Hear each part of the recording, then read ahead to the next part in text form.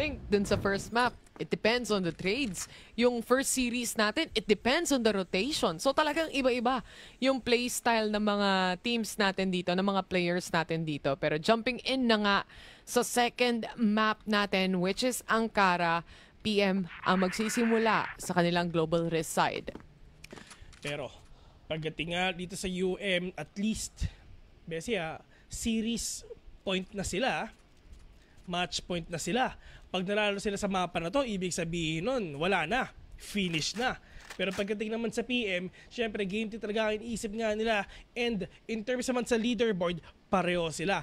1 win, 1 loss. But, ngayong araw na ito, magbabago na talaga ang lahat. At saka, they also consider yung ating magiging stats pagdating sa mga mapa natin, kung sino nakapagpanalo ng mga mapa, kung 2-0 o 2-1. Diba? Napakalaking bagay din nun, lalo na kung may tiebreaker ka. So, with that, we head on, syempre, para sa side ng Napakaraming flashes coming in, but the setups are just there para lang mailang kahit papano tong Pacific Macta. Smoked off ang ilan sa mga players pagdating sa mid, but they revert back all the way to A. And this is the push already nga na ginagawa nga ng mga kalaban nila. But right now, of course, the challenge dito sa is kung kaya ba nilang butasin ang depensa nga ng PM. But, on to the side ngayon ng PM, mukhang inaantay na nga ata nila kung kailan sila papasok kasi yung aggression nila makasok na. Unti-unti na magkakabarilo na nga mga tropa. Good hold mula kina Dolph at kina JJ dito at nagkaroon pa nga sila ng space para ma-plant na yung C4 pero from above, si Revenge all the way from spawn, siguradong masisipat ang isa. It's still a 3v3 scenario sa dalawang team na to. 27 seconds to make a retake happen at mula sa A long, nag-aantay na dito kahit papano si Aldrin. Naghahanap ng posisyon. Dolph na pre-fire pa nga siya sa box. Grabe, wall back kabalik spot ko naman talaga. 2 versus 3 already. Revenge will catch one. It's all up to KLP. And that is Revenge with a 2K. Just trying to retake the site with a win. And ito sa side ng PM, at least yung mga positioning, yung mga game sense na yun, they know exactly kung nasa talaga yung mga kalaban nga nila. A good retake scenario for them as well, knowing na yung mga initial kills at initial pickups, nagmula talaga para sa side ng dito. Kahit na yung mga setups nila na mid-smokes ay hindi rin nadaanan lang actually ng Pacific Macta para makapunta sila ng A-site. What's more important is mas sandwich talaga nila yung remaining players para lang ma-diffuse yung C4 dito. Ngayon, mas careful ang Ubik Gaming. Also, they wanna make sure na meron din silang anti-lurk dito na nagmumula naman syempre kay KLP na naka-sniper. And this is the approach, this is the play na pinapakita nga dito nila. Dolph, there's no one there, pero nag-aambahan lang din talaga sila. We're actually waiting if ever makakakita ba si KLP dito ng isang pick-off. He can actually, if ever na medyo malalim pa siya. Pero in terms of going in deep, it's just Pacific Macta. Yung isa lumalalim na, Bessie. Slowly but surely gumagapang na mga players dito ng Expected naman to ni Revenge. Kaso in-expect niya ba na apat ang magsiswing out dyan? Dahil tuloy-tuloy ang pagpasok nila dito sa spawn. Smokes coming in as well. Reposition mula sa side ng PM to try and recover the kills here kung sakasakali man. Pero damage pagdating sa HP, napakalaki na.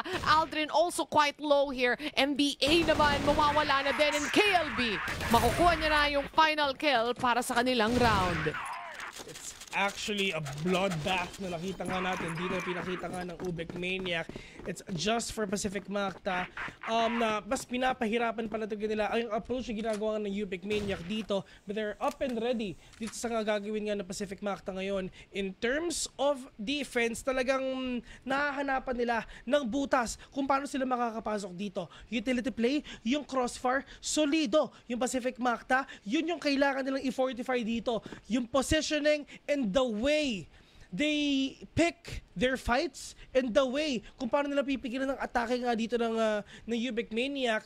And sa side naman dito ng at least sila nagper-perform talaga ng matindi kahit naka 2 kills lang sila Dolph and KLB.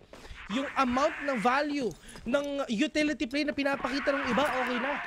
They have a pretty good default setup here na talagang maiiwasan yung mga malalalim na posisyon mula sa side ng Pacific Macta. Pero when it comes to positioning, malalim naman talaga posisyon nila kasi deep onto spawn pa nga yung iba sa kanila and mas pushed forward lang yung players dito on B side. But mula sa bridge, Aldrin will have to revert back. Sabihin sa kanyang mga kakampi na may mga tao pagdating na umaaligid dito sa hotel. Okay, delikado yun Kasi kala ko mapipitas ang Pacific Macta rin doon But at least nakatakas naman dito ang PM, but now UM 3 is low. Utility play, online pa. Yung option na yun, pwede pa nilang gamitin.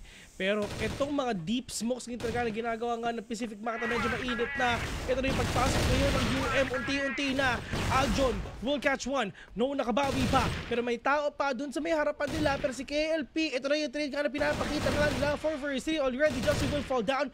Si Aljon, no 1 HP. Ito na the 1 bullet, but Dolph with a flick and a kill! Kitang-kita natin yung sinabi Dolph sa camera. Ang sabi niya, mahal kita. Sim. Siyempre, nakuha mo yung triple kill. Hindi ka ba matutuwa? And 2-1 na ang scoreline ngayon. Nakakalamang pa ang UM side dito. Ang hirap talaga pag yung momentum nasa side mo. But this is the first time they actually take up space, a big space pagdating sa mid-control nila ng mabilisan. No, JJ at Dolph all together trying to pincer down kung meron mang nag-aantay at nag-aabang.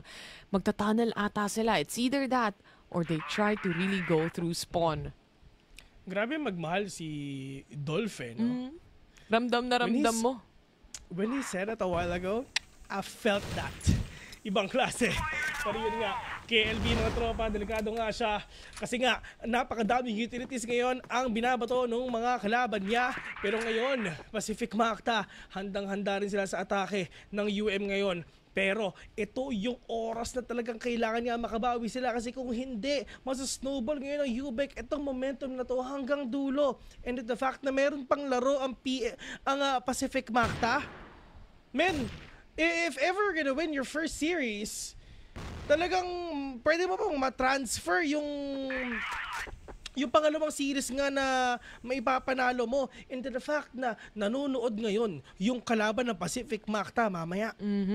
Siyempre, mga nagre-review na ang mga players natin, no? Kahit yung SGJ, nanonood na rin siguro ngayon sa series na to na nakikita natin. But hold, mula kina MBA at Justin, mawawala siya sa isang pistol shot dito. And si No nakapitas pa ng isa. Good utility play to punish really any visions mula sa side ng Pacific Macta. Si Revenge, makakapitas siya ng isa kahit papano. Pero again, the damage has been done. Dalawa na lang ang natitira sa side ng PM ngayon at kailangan pa nilang pumwesto for a retake.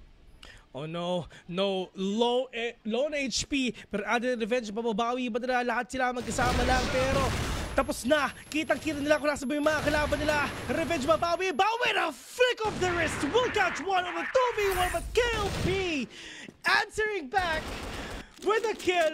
3-1 na in UM.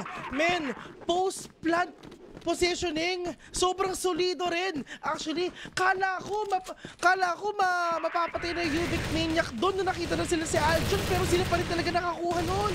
Kahit yung mga entry fragger nila dito, parating successful in gunning down at least one of the players of Pacific Macta. Kitang-kita mo naman si Justin, ang bilis niya ring namatay kahit na naka-hold sila ng bait and switch doon kung sakali.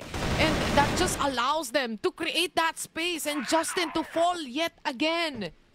Napakainit, parang yung kaping iniinom ko ngayon. KLB will catch one. Diyos ko, si Justin literal namatay siyang walang kalaban-laban kasi nakatalikod siya doon. Sniper.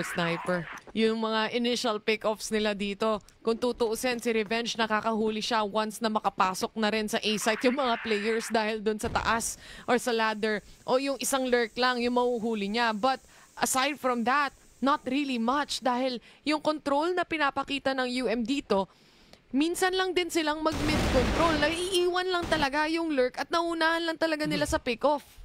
I love the angle na hinahawakan dito ni Aldrin kanina pa, no? Talaga, it's all about the patience play. And buto lang din talaga, meron nga siya napitas na isa. Pero buto ka, putting on the 3 versus 4 already. Aldrin is kinda low, pero pwede pang umubos to kahit ito lang talaga yung HP niya. Pero KLP, together with Dolph, waiting patiently kung talagang merong tao dito. I mean, C4 has been dropped, pero the damage has been dealt by Aljon onto Dolph. Ito exactly yung kailangan nila, yung mga fast reaction plays. Kahit solo plays, ika nga. Kasi dun sa duel, pag sabay-sabay nang pumasok talaga tong UM, hindi nila natatapatan. Diba? So yung mga, itong 1-to-1 o 1v1 scenarios nila, napaka-importante na maipanalo ng Pacific Macta. Dalawa na lang natitira and MBA successfully takes one down. JJ na lang with the C4 at mawawala na rin siya. Just try to make a play for yourself, ika nga, no? I mean, try to pick off one, play for picks lang, wait for them to recover, wait for them to push, wait for their aggression as well. Tapos, doon ka mag-hit back, doon ka mag-answer back. And sa side ngayon ng PM, at least no, sa round na yun, talaga nahanap na rin talaga nila yung best footing nila on how to recover and how to get that win. Pero look at that nade! And that is actually painful! Ang daming nakita nun! May bala pa pumunta nga para sa kanila. Pero si KLB, biglang nawala pa. 2 versus 4 already. KLP, kasama nga si JJ. O no, medyo mahirap na to. May smoke pa nila pag nga mga kalaban nila. Pero pagdating naman sa PM, handang-handa rin sila. JJ will catch one. Mag-i-hit ata sila. Pero magandang crossfire to. Ipapakita nga ng mga kalaban nila. Kasi nga, kompleto na. KLP, Diyos ko, pupuso pa. 2 versus 2. Yung mga players ng UM, sobrang low na. Pero isa sa harap, isa sa likod. Revenge will catch one. It's all up to JJ. Alam na kung nasa isa. Pero makakabawi ba? Pero sabi ni Alton, hindi na. Nakatatlo ata si Zik dito sa round na to. A really good hold and I think ang gandang adjustment mula sa side ng Pacific Macta to have him on the moving sniper. Kasi si Revenge more on the hold pagdating dun sa mid doors na nakikita natin or dun sa doors ng A site. And si Zeke at least nakakapag-hold siya dito ng iba pang angle using the AWM and making sure it also hits just like that. Diyos ko, yung ulo ni Dolph biglang nawala. 4 versus 4. At least 1-to-1 trade lang. Pinagtanggol ni No yung nawalang tropa niya. Oo. Dikit yung laban, Bessie. This might be the closest game ever dito sa dalawang team na to. Kasi kanina, nag-7-2 tayo. Talagang one-sided eh. Pero ngayon, double om setup, Bessie. Sinasabi nga natin kanina, Aljon and Revenge, nag-om na. So, this actually harder for UM nga to push kasi kahit saan sila pupunta, may sniper na nag-aantay para sa kanila. Sniper, meron din naman ang UM niyan. Hold lang mula kay MVA pagdating sa may vents area to make sure na walang makakadaan dyan. It's either that or mag-A short na tong ibang mga players. Mid control is definitely there. Meron pa silang KLP na nasa likuran lang. Pero kung sisilipin mo, napakalalim din ng hold ng Pacific Macta, especially mula kay Aldrin dito. Malulurkan ata sila. I'm just trying to keep up already. Wala silang ka-idea pero meron tao isa dyan na nasa gitna. Eto na, papasok na ata sila mga tropa. Yung mga utilities dito talagang binabato na. Si Justin nakapitas pa ng isa. And in terms naman sa Lord na sinasabi mo, handang-handa rin naman talaga dyan yung PM. Kasi nga yung anchor nila dito sa mid, sobrang init din. 2 versus 3, KLP. Tingnan with KLP. Sila lang magkasama ngayon. Pero Diyos ko, kamunti ka na. Mahuli nga yung kill na yon kasi lumingon siya dun sa may kaliwa. KLP mag-isa on a 1v3, 20 seconds remaining. Nakatago pero may tao sa likod. Oo. Yun yung lurk ni Aldrin na kanina niya pa binibigyan ng, kanina pa natin binibigyan pansin, no? It finds value. 2 kills, if I'm not mistaken. And that's huge. Exactly kung ano ang hinahanap ng PM din dito. And yung adjustment din nila talagang pumapabor para sa kanila. Itong hold mula kay Aldrin sa bridge, kanina ito ang posisyon ni Revenge. Kaya nagbabago din yung posisyon ng sniper ng UM kasi sinusubukan din itong hanapin kung nasan si Zeke o kaya si Revenge. Talagang kumbaga, hindi sila dito nagpapainda. Talagang lalaban nga sila pero ang problema nila sa paglalaban nila, Diyos ko, yung dalawa na tumahan pa ng bomba. Dolphin low, kinda low. With the verticality already ginagawa nga ni Justin, is he can catch one onto that angle? Need to do his weight. But for slow approach all the way to A. They have to also adjust dahil sa nangyayari ngayon.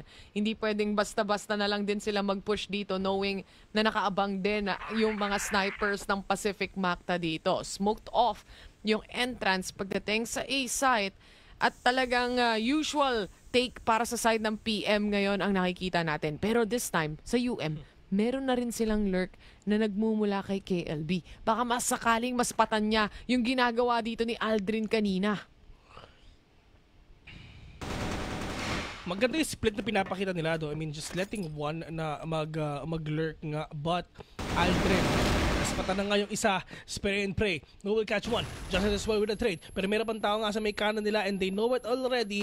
Kailangan nga nila masagutan nga yun. MVA will fall down. Bulit ito, 3 versus 3.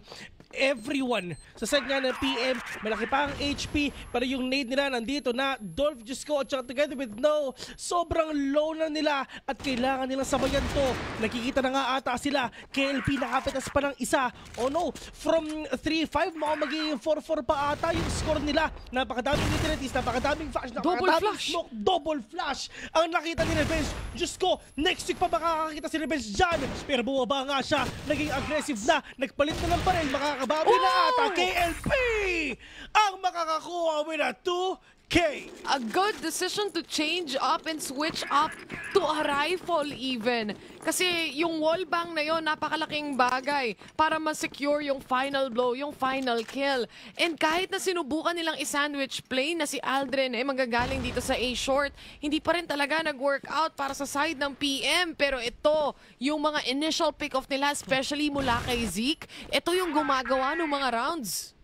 Aljon catching one, that is huge. Already okay na yun para nga sa kanila. Pero pagdating naman dito sa may kabila, ang mga tropa nag-aantayan. No, together with Aljon, okay na sana. Maganda yung positioning, maganda yung aim.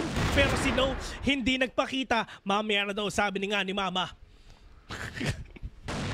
NBA still on the cross here. At mukhang papalapit na rin ang iba sa mga players ng dito. Nasaktuhan, nahabulin ba nila? Pero unang point of contact mo ay si MBA. Zeke gets a trade here pero matitrade back din naman to ng Ang kaso nga lang si Justin na pumasok, masasagot din. Now with Dolph and Aldrin remaining here, 1v1, spatan na lang at nauna si Aldrin doon. Aldrin will get that kill, 4-5. Sobrang dikit nung laban nila dun sa mapang pinili ng Pacific Macta. And on to this game. Alright, lamang ng isa Pacific Macta. So probably we're gonna get to see game number 3 talaga dito sa game na to. Pero lahat sila kalmado lang. Utility play lang muna. Besi, may nagpapa-shoutout pala. Oy, sino yan? Yung nasa prod natin. Yun, oh. Si Louis Sebastian Atendido. Sana mahanap na niya ang bebe niya. Ayun. Biggest shoutouts to you. At ngayon, na bumabalik din tayo dito, syempre, sa laro natin. Nag-swap na nga tayo ng sides. Ito na yung first round ng swap na yan. Kumbaga, magiging slow pace na naman to dahil ano na naman to trying to understand kung ano yung mga favorite position nung kabila. Ikaw, Bessie, kung ikaw nasa Defenders, I mean, dito sa GR, saan ka talaga titingin? Saan ka pupunta? A or B? Mid. Mid. Oh, Mid-control. Mid-control. 1-0. Lang bawi no?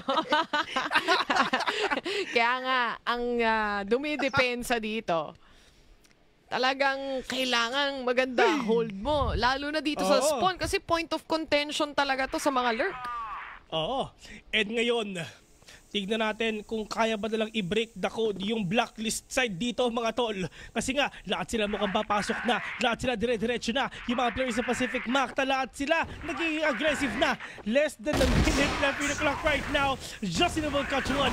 KLB will fall down. Pero naasan ba yung mga tropa nga na pwede natin makuha? Justin Aljon bumabawi pa. KLP will catch one. Puli ka na 3 versus 2 already lamang ngayon ng Pacific Macta. Nakakita ng lumilipad na Aljon yung mga players dito ng Pero again, in a 1v3, What else can KLP do? Naka-sniper pa siya dito. AWM still in play. Naghahanap ng pwedeng mapitas kung sakali man. Pero mula sa likod, nandiyan na rin at naka-wrap around na si Justin. 6-4, Pacific Macta, lamang na lamang pa rin. Lamang na lamang na. And ito yung inaantay nga natin sa kanila. Kasi pagkatapos ito, Bessie, balita ako, SGJ Reborn, di ba? Uy, lalaro na ulit. Oo, sila Chino and friends. So may kita nga ulit natin sila. Pero habang nanonood sila dito, shoutouts nga po pala sa inyo, na talaga ang Pacific Macta, gigil na gigil na. And gusto nila makuha yung third game mamaya. Oo naman, syempre, pagdating sa map pick, dun sila nakakalamang eh. Kaya nga, sabi natin na probably winning condition dito ng UM, talagang makuha yung first map away. Pero this is a swing out mula kay KLB na saktong-sakto kay MVA. Men, halos wala din talaga nagawa si MVA noon. Pero the flick, I mean, almost actually. Na-angle diff eh, no? Oo, na-off angle. But, well, Peaker's advantage in Bessie kung makikita nga natin dito. Pero pagdating nga sa pinapakita nga ng Pacific Macta, it's just them trying na butasin ulit ang depensa ng Ubec Maniac, but nagkakapitasan na tayo, Bessie. Si Dolph na wala pa. And ito yung mga off-camp kills. Ito yung mga one-to-one kills na talaga ginagawa nga natin ngayon. Pero sabi ni Aljon Revenge, akin ka. Nakuha nga yung dalawa. Pero sa side nga dito ng UM, Diyos ko, dalawa na lang dito. Natitala ko si KLB and JJ. Pero kaya pa ba nila? Apat pa ang katapat nga nila. And kung napapansin mo, lahat ng mga players nga na PM, lahat sila patak-patak na. Spray and pray, lumipat ang pistol. And that is Aljon and Justin with the play. 7-4 Good is the hold way. mula dito sa side ng Pacific Macta. Especially kay Zeke na talagang nagtatrabaho ngayon, literal. Mula doon sa first half, ang dami niyang mga impact kills. Pagdating dito sa pangalawang half natin, kung saan nag-swap ng sides, talagang, kumbaga, ito yung nag-gel together nung nagiging play ng Pacific Macta dito. Yung mga first pick-offs niya, napakalaking bagay. Pero a push mula sa side ng UM, yan ang hindi niya ine-expect. 4 laban sa 1. Baka mana. Baka man na. Napakadami First mga time nilang tropa. gawin pa yun. Oo. Diyos ko, yun ang mga nakakatakot na play nga talaga na pwede nga natin makita ngayon. Pag nanalo nga si Aljo doon, malay mo, makayanan pa. Diyos ko, ang hirap gawin nun. Pero, right now, the C4 has been planted already. No, will catch one. Embo will fall down. Pero ito na ang hitback nga na ginagawa nga ng UM. Justin, together with Revenge, they're kinda low already. Pero hindi pa tapos to. Pupusuan pa nila. Dolph nawala. KLB for his revenge. Bomba lang daw ang sabi niya. Pero KLB, hinarapan siya. Yung swing out na yon, yung timing na yon, ready siya sa magiging scenario na nakita natin dyan. And dahil doon, mapupunta tayo sa 7-5. 2 puntos lang ang kailangang habulin dito ng UM para maging tie up yung score. And so far, itong adjustment nila na sige, push tayong 4, hanap tayo ng pick-off, hanap tayo ng kill, gumagana. Wala na si Revenge, tapos sabay mamba out. Hit and run. Literal. Hit and run matindi. Yun yung totoong hit and run. Pagkatapos nun, mamba out na. Oo, okay na guys. Oo, kumbaga, paldo na eh. Okay na eh, nakakota na eh. Pero hindi pa naman tapos to. Kasi si Justin babawi pa. KLP, nawala. Pero KLB babawi siya, binawi na yun. Nawala nga sa may kakampi niya. Pero 3 versus 3 already okay. Lahat sila i-equalize yun lang daw ang ginagawa nila. But no, together with JJ, magkasama sila. Yung mga bomba, lumilipad na mga tropa. Isa lang ang kailangan nila makita. Yung ulo ng mga kalaban nila, pwede na. One tap sana, pwede nga nila makuha. Pero Justin ngayon, nasa harapan nga nila. Pero from up top, bumaba. Aljon and Aldi pa rin talaga makakakuha. Grabe naman yon, mga galawang action star yun ah. Kahit na naka-revert back na yung UM after nung push nila doon, may cons din naman yon. Siyempre, wala kang idea kung ano na yung magiging next steps dito ng Pacific Macta. Especially once na napansin mo na, oh, guys, 4 na yung nagpupush sa akin dito. Ibig sabihin, isa na lang din yung nag-aantay sa loob ng site. So they really pushed in to take up the space na nabibigay kahit papano. alam nila kung paano nga din talaga laruin yung mga kalaban nga nila. And with this aggression that they're giving, with this advantage, with this momentum that they're building, talagang makakakita ata tayo ng game number 3 sa araw na ito. But ngayon, MVA is low. Patience play, ito na pinapakita nga nila. Pero sa side nga ng UM, yun din yung ginagawa nila. Yung isa medyo lumalalim ata. And if ever malason nitong UM player na yon, yung nag-aantay dito lang sa may A, delikado. Delikado indeed. Pero delikado din ang posisyon ni MVA dito dahil nakaabang na si KLP. He takes one down kahit super low na rin naman doon si MVA with the sniper. So magre-revert back na naman ang side ng PM para pulutin ang C4 kahit papano. Hindi ganun kalayo para sa kanila. At talagang play for positions lang sila dito. Nag-aantay sila ng push. It's all about the push. It's all about aggression nga talaga inaantay nga dito ng UM though. Kasi kanina pa sila aggressive eh. So ngayon magbabago ulit. Kumbaga, i-condition mo sa ganito tapos biglang magbabago. Yung nakahanda ka sa isang bagay, pero syempre dapat meron kang backup plan. At ito yung plan B nila. Aljon will catch one. 4 versus 4. 1-to-1 trade lang ang pinapakita nga nila dito. But for UM, medyo hindi ata sila nakakahabol ngayon. Nuunahan na ata sila. This aggression already revenge, and Adrian will catch these players off guard. 2 versus 3. Adrian revenge is kind of low. Pero si Aljon, tuloy-tuloy lang siya. Spray and pray. May nade pa. Tatama ata sa kanya. Pero pagdating nga dito sa may stairs, mga tropa, paakit na. Nagpa-plant na ng bomba ang Pacific Macta. Pero nasan pa yung iba? KLP and Dolph, literal na isang ubo na lang silang dalawa. Tamaan ng lahat ng bala, ng lahat ng nade, at syempre dito na lang papaulanin ng utility play o papaulanan ng utility play ng Pacific Macta. Alam na nila kung saan exactly manggagaling ang last 2 players, pero clear mula kay KLP na secure niya. Dolph though, hindi nakakayanin pa para kay Zeke na low HP na. The thing is, sobrang aware na nung PM na dun parehas manggagaling kasi nagkaroon na ng aim duel kanina nung nakababa. And alam nila na halos wala na rin talaga utilities dito ang UM. So lahat kung ano meron sila talagang binabato na talaga. I mean, kumbaga all in na ba? Yung pinch play din kasi dito ng Pacific Macta, yung entry nila pagdating sa A-site, na-clear nila lahat ng coverage angle ng UM dito at hindi tumama yung first shot na yan mula kay KLP. Yung pressure, binibigyan siya. MVA, mapipilitang umatras because of that nade. Justin catching one. This is huge for them though. For them to get an opening kung saan sila pwedeng pumunta dito.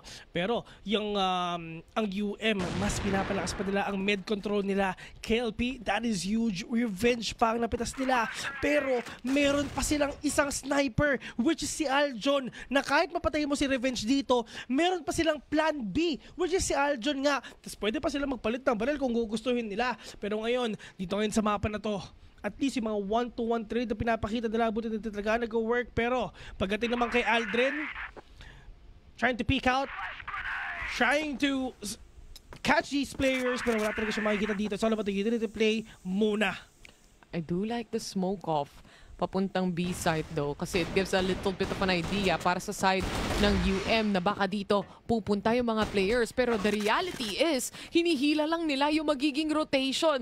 Ngayon na nandito na sa spawn si Aldrin, papasok na ang iba. Pagdating sa A site, dala-dala pa nila yung C4 dito. Zeke has to win this or else mahihirapan si Aldrin makapag-rotate dahil alam na rin ang posisyon niya at ipitin siya ni Dolph. Ganun na nga ang scenario and UM successfully taking that round. I mean, yung positioning dito ng UM is actually really good dun sa round na yun. It's just they know yung mga possible na entry points nga na pwedeng pasukin nga dito ng PM. I mean, mid-control, yes, but ready na rin ng UM dun sa atake ng PM kanina. Pero ngayon, Bessie, medyo binibilisan ata nila ng konti. Medyo lumalalim ata sila papuntang B. Pero makakapitas ba si Revenge dito? Kasi ang problema, medyo talagang nauubos na rin yung HP niya. At yun ang sinasabi nga natin, si Dolph nakapitas pa ng isa, pero yung amba na pinapakita nga dito ng Pacific Macta medyo mas lumalalim na sa B. Justin successfully taking one down at si Dolph ngayon. He can actually still clear out, especially itong tunnel side natin papuntang B. Kung sakasakali man, but they take over, complete control. Pagdating sa B site, may nasa taas pa, naka-sniper position. Justin already taking another here. It's a 4v3. And this is the players of Pacific Magta trying to get that post plant na talagang maipanalo nga nila to para mapunta na tayo sa game number 3 mamaya. Pero no, with the swing, with the kill, Aldrin na dyan sa harapan niya with a 1-to-1 trade na. Pero Aldrin is not yet over with a 3K! Ending this round